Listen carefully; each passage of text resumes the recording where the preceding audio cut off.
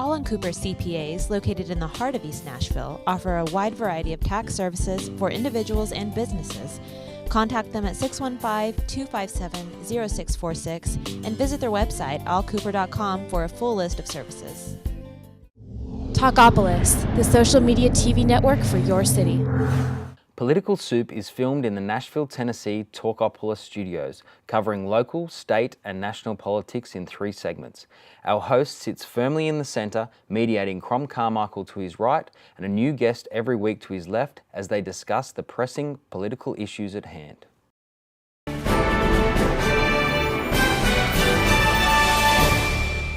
Welcome back, everybody, to Political Soup. Crom Carmichael, Mike Piggott, Joe Williams, I don't matter. These are the guys who have the answers. I'm just the guy in the middle. Trying to bring a little common sense, but sometimes my sense ain't that common. Mike, one of the big things that we've seen this week, and I'm going to let you lead off this segment. Crom got last one. We're going to let you lead off here. One of the things we've been following this week, there was a bill that went through the state legislature somehow and got to the governor's desk about reporting potential animal abuse. Everybody loves animals. Nobody wants to see an animal abused. You should report animal abuse. The governor vetoed the bill, failed to sign it. Now, I'm not sure I necessarily disagree with him either, but help me understand, because I have just a nominal knowledge. Help me understand the bill. Well, it's an interesting issue in that this past session and the recent sessions haven't had that much drama to them. You've got a Republican governor, Republican House and Senate, and so there's not a lot of fighting and bickering and big issues that are just firefights across the floors of the houses. But this issue was interesting in that it was brought very cleverly, I thought, the way this thing was crafted, in a way that it appeared on its surface to be protecting animals and calling upon people to report what they know, and if they've recorded any video recordings or tape recordings of animal abuse, that they had 48 hours to turn it in, or they would be prosecuted by the government. Well, that tells me I'm not going to turn. If I see it, I'm probably not going to turn it in because it may take me more than 48 hours. Well, you're not going to videotape. Oh, exactly. Yeah, well, you're not going to record it. So right. I think what I heard you say, Mike, is you have to have a record of it. But if you only see it, do you have to turn it in? Well, no, yes, because the news media have got really antsy about this. They've been real antsy this past week for a lot of reasons, okay. but they got antsy about this because their knowledge of a tape, or if they did the taping themselves, obviously, they were also called upon to reveal this. Well, if they were wanting to go to press on Sunday and it's Monday when they got it, and they didn't want to give it to anybody because they're protecting their sources, they're protecting their story, then they could have been prosecuted. And so this had all kinds of ramifications where on the surface it sounded like the advocates for the bill were trying to get to the heart of the problem within 48 hours and get that person prosecuted and get the record out there. The realities of it are, the practicalities are, that this thing was designed to cut back on the number of people willing to put themselves out there, record things, because there were too many risks involved in trying to report it. And then the animal rights people mostly, but a lot of other folks too, including district attorneys, all sorts of groups across the state, came out against this bill because of some of the problems it created for prosecutors, problems it creates certainly for animal lovers. The governor's office said he hadn't gotten this many calls on any issue since he's been in office, and he vetoed it. Well, couple of things. One is, didn't this start because of that? I think it was the walking horse, the soaring or whatever it is that they call it. That certainly is brought up every time, and whether it was brought up to protect somebody like that, which is what it appears to me to have been. No, wait, what? But if you know about it, doesn't this bill say you have to turn it in? Well, I don't believe that guy's in prison now. Okay. But he wasn't in prison because of anything that happened in 48 hours. And in this case, if they had done exactly what they did, I believe that he would be walking the streets today, and the person who didn't turn it in 48 hours would be in jail. Okay.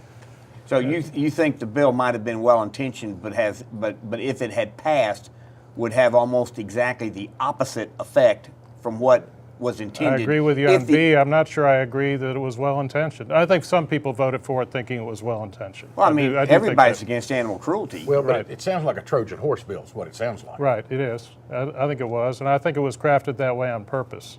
And it could have been fixed when the protests started back during the session. Now, there's been plenty of protests since the session ended and the bill passed. But this objection was raised all along, and they stuck to their guns and kept the 48 hours in there. And I think that was a pretty good indication of what they were trying to do. If you're trying to protect, if you're trying to stop animal cruelty and to identify those people who perpetuate and engage in it, Right. how would you, because you understand the legislature and the process a lot better than I do, how would you have changed that bill and crafted it to get the result that I think the people, the animal rights people would want? Let's put it that way. Well, I certainly wouldn't have had any kind of criminal penalties against the people making the report. I Okay. think that it's tough enough to come forward as a citizen and report something that's wrong, especially if it involves a neighbor or you're working for somebody. Okay. You might have to report on your boss. And also, I think that the time limit is unreasonable. It should be the same as the statute of limitations on other crimes, that if you know something, certainly we would hope that you would report it as soon as possible to stop animal cruelty from happening tomorrow or the next day. Right. But not hold you to the standard where if you don't get in 48 hours, it's tough. We can't prosecute that guy, but we're going to prosecute you for knowing about it and not telling us sooner. So do you think that next year, in the next session, if some of the people who supported the bill were actually trying to curtail animal abuse, do you think they'll come back with another bill? Well, maybe. It seems to me we already have laws against animal cruelty. Okay. And so why not just toughen the penalties for that and leave it alone? Okay. And the governor said, well, let's take another look at this next year, but I hope they don't even do that. I hope that they just did what I described and this crack down on animal cruelty. If it's not a stiff enough penalty to deter people from doing it, then make it tougher. Okay. But somebody's serving time right now for it, so it's not that easy. Okay. Interesting part of this, if I remember our discussion earlier, this bill came out of the West State in an area that is rural, farm, animal centric. I mean, that's what Sure. they do up through there. In fact, that's what the House sponsor of the bill does. He's a farmer. And yet, he went along with. Well, I call it he Trojan sponsored- horse he bill. sponsored He the bill. sponsors it. I mean, Right. he's good with it. And I don't have any indication whatsoever that he was trying to feather his own nest or cover up anything he was Oh, yeah. doing. But on the other hand, he is a farmer, and there tended to be a lot of farm interests who were for this bill. I'd say I'm surprised by that. Terribly surprised by that. Well, it's a way of stifling whistleblowers, and if you're in the business that's getting the whistle blown on you, and there have been some pretty high-profile cases of that recently, then maybe it was a case where people who were perfectly legitimate businessmen were tired of being cast in with the others. But it certainly was a bad bill. It got a lot of support from the farmers, and luckily the governor vetoed it. I think it was a good decision on his part. Only the second bill he's vetoed since being governor, and he's been coming to the end of his first term. I know I have several friends who are in the walking horse industry, and their big complaint has been the legitimate ones, trainers and farmers, et cetera, being thrown in with the bad guys. There was a point there if you said, hey, I'm into walking horses. Oh, you're one of those. Yeah, yeah. The other half on Which this, is- yeah. Which is not good. No. And the other half on this bill is, if you've got somebody coming up trying to make a career out of something, they got 48 hours to decide, do I do this? Because if they're right, everybody hates them. If they're wrong, everybody hates them. Once they make that allegation, they're out of the career, they're out of that business forever. The industry will turn their back on them. Well, now, let me ask a question, because I know that they have the celebration down in Shelbyville every year, and I guess that's the biggest walking horse show on the World, planet. yes. Yeah. Right. And if somebody in the walking horse business knows that one of their competitors is cheating, do they turn them in? What do they do? I don't know. What do they do? Well, when I was a reporter years ago, Okay. many centuries ago, I did some stories about this issue, about cruelty to walking horses. And a lot of the calls, I learned over time that a lot of the calls I was getting were anonymous calls from competitors or somebody they wanted out of that competition. Wow. And so you have to get to the motive too, and that gets a little bit tricky. You don't know what's a legitimate. Some of those things were legitimate and they were pursued by the authorities, and there were people thrown out of the business and prosecuted and so on. But I got to the point where I had to always look at the ulterior motive for somebody calling. Were they calling about their own farm? Sometimes I get calls from somebody who worked at the farm and they were just reporting what was going on there. And usually those were legit.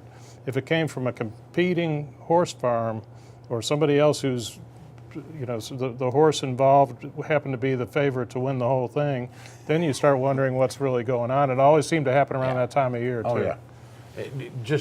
I don't know this for a fact. My understanding is, though, that especially after some of the really bad publicity's come down in the last 3-4 years, that many of the legitimate trainers, if they have an idea, if they have a colleague, they kind of go and take care of it with that colleague themselves. Okay.